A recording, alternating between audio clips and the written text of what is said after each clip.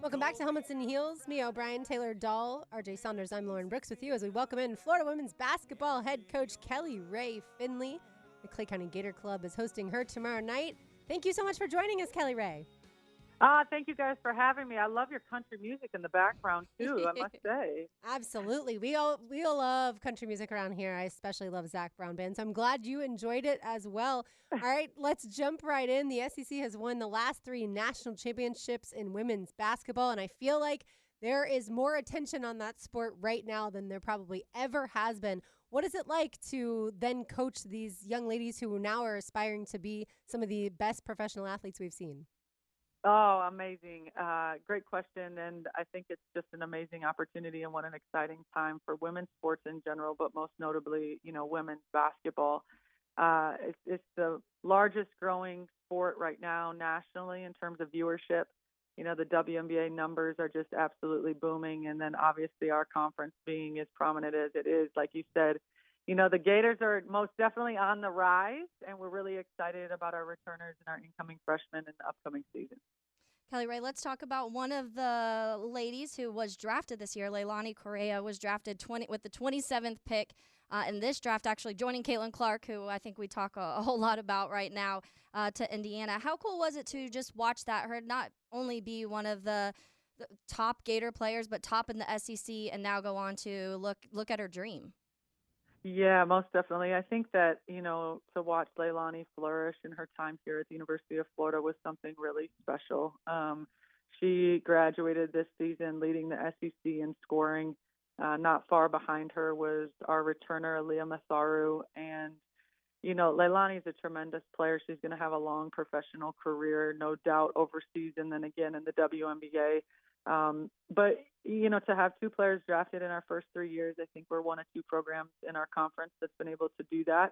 And it just speaks to our level of development and the commitment of our student athletes in terms of taking their development seriously. And if you want to be a pro, Florida's a great place to go to school. Kelly Rae Finley, the head coach of the Florida Gator women's basketball team, joining us on the All Pro Roofing Hotline. You can join Coach Finley tomorrow, June 13th, with the Clay County Gator Club. There will be a social half hour at 6:30 before the meeting at 7, which Kelly will be a part of. So make sure you make plans to head on out to Orange Park for the Clay County Gator Club.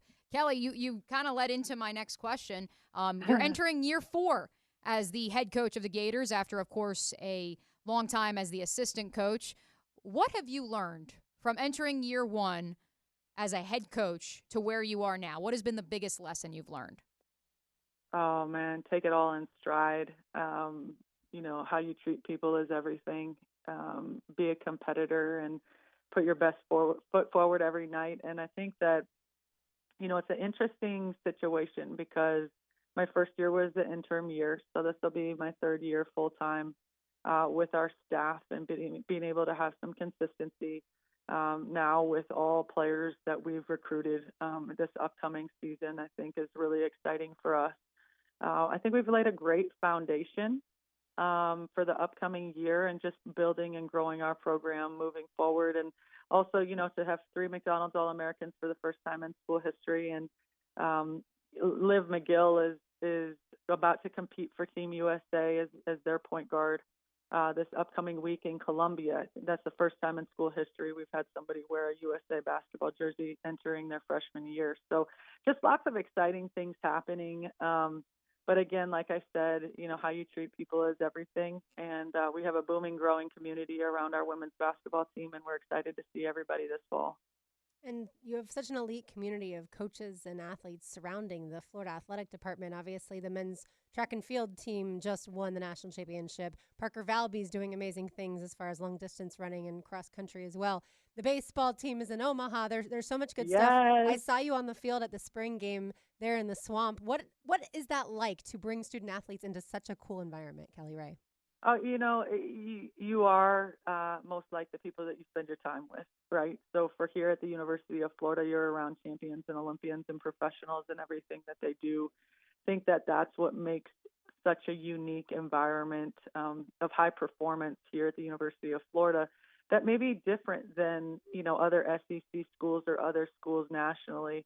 our 500 student athletes, they're used to winning. They're used to finding success. And don't let me be, I'll be remiss not to say the 3-time back-to-back right. national champions, That's men's right. track and field, with the women being runner-up.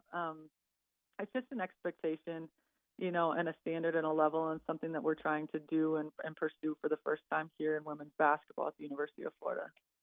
Kelly Rae, I know early on you already were heavily contributed into the recruiting process when you even first came to Florida, and obviously now being the head coach, that just grows. So tell us a little bit like what this time of year looks like for you, because I know it's just this combination of transfer portal but also recruiting, and Florida, that can be difficult. There's a lot of schools here that, the kids spread the love to, but tell us a little bit about this time of year for you.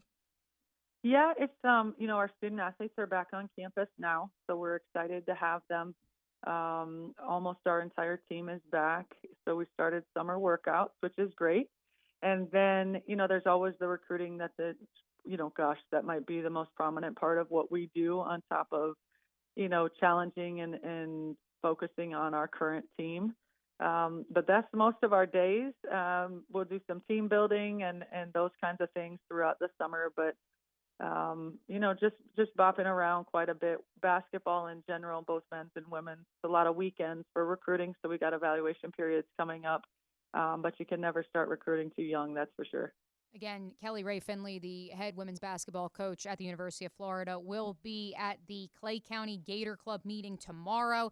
That is at 150 Fox Valley Drive in Orange Park, with the half-hour social beginning at 6:30 before the meeting at 7. All right, Kelly Rae, we'd be remiss if we didn't get your perspective on women's basketball, not just the big picture, the ratings, and how much people are talking about it now, but why they're talking about it. From your vantage point as a college coach, what do you make of the discourse surrounding the WNBA, the Caitlin Clark effect, and where we currently stand? I think it's tremendous. I think it's great for women's sports in general. Like I said, women are so powerful, and the game of basketball as a whole is really, really fun. The women's game is fast, skilled, and filled with a lot of strategy. And so, it's just the ever-evolving game. Our student athletes, man, they're cerebral, they're skilled, and their athleticism matches that as well. And so it's just a fun game to watch. But as a woman, learning how to be a competitor and fierce and tough and all of those things, all while being nurturing and caring, the women that you see that are mothers and, sisters and caretakers, being able to be all of those things all at once. It's just amazing and empowering to see how, quite honestly, women can do it all. That's right. They sure can, like hosting a sports show here on 1010XL. You already know it. All right, so season tickets just went on sale earlier this month. Is that correct? That's correct, and we'll love to see everybody this fall, starting November 4th at our home opener. Awesome. And like Mia said, back tomorrow night with the Clay County Gator Club, begins at 6:30 in Orange Park. Kelly Rae, thank you so much for taking the time to join us today. Yeah, thank you, guys, and as always, go Gators. That's right. I can say that right back. Go Gators. Thank you, Kelly Rae. Yeah, it's going to be, so as y'all know, coming from a family of people who attended the University of Florida, I'm more plugged into Florida sports and all sports than probably the average person. My dad, we go on vacation in March sometimes, and Florida will be playing the women's basketball tournament, the SEC tournament. And we can't go hiking because we have to watch the game. Mm-hmm. And yes, it's taken, I think, a while for this program to get where it needs to be, but it is certainly on the precipice of doing some really big things. Yeah, 500 season this past winter, and I think, Kelly Rae outlined the fact that they have McDonald's All-Americans on their way to Gainesville, the fact that her first season as she enters year 4 as the head coach, she was the interim head coach. Mm-hmm. So she quite literally was just thrown into the fire. There was a mess that went on before her. Yeah, that you can Google, folks, if you would like to learn more about why that mess existed. And that was a 21-win season. That has been the best mark of her tenure. And so obviously the goal is to get back to that, consistently competing in the SEC, which has become one of, if not the preeminent conference in women's college basketball, thanks to the likes of South Carolina and Tennessee, of course. And LSU. And LSU. I know you hate LSU. Yeah, I mean, look, Flauger's still there. So Flauger's a dog. So She just left them She's also. great. She's great. I won't talk about their head coach. But no, I think that it's a beast and it's a gauntlet of a season, of a schedule, and to have to compete with those universities that you just named, Lauren. And that's not even including, the Arkansas of the world who were able to pry, and I know she's in the portal and I don't know if she's actually committed. They pried Talia Scott out of Orange Park. And so that's not to say that the Arkansas and the Alabamas aren't competitive as well. Absolutely. All right, when we come back, you will hear the interview Mia did earlier today with Jaguars offensive lineman Cooper Hodges. That's next on Helmets and Heels on 1010XL 92.5 FM.